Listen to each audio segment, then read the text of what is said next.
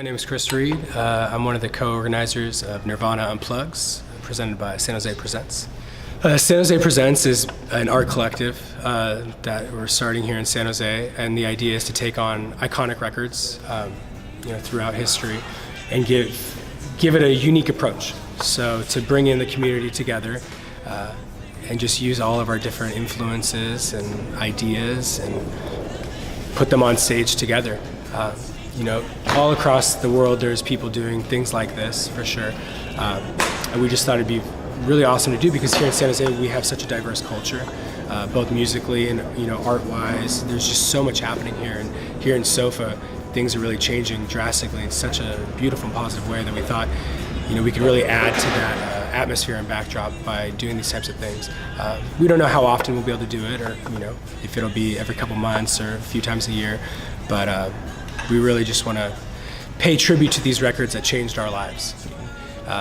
We've gotten together 17 different musicians from here in San Jose of all different walks of life and genres, and we've collaborated together to perform the record in its entirety. We're currently in Forager, which is a new establishment that'll be opening in 2017.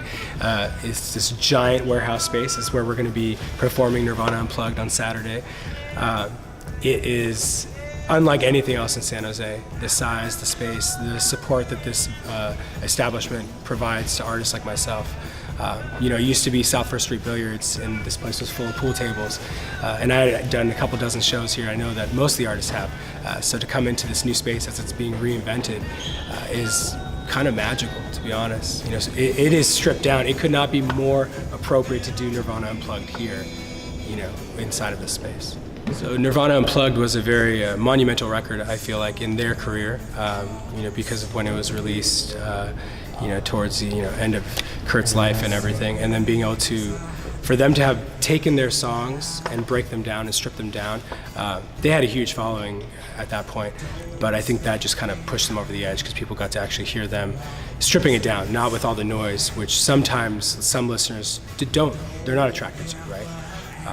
So for me, that was actually the case. I grew up hearing Nirvana all the time. My older brother would always be playing Nirvana, and I was 9 or 10 years old at the time.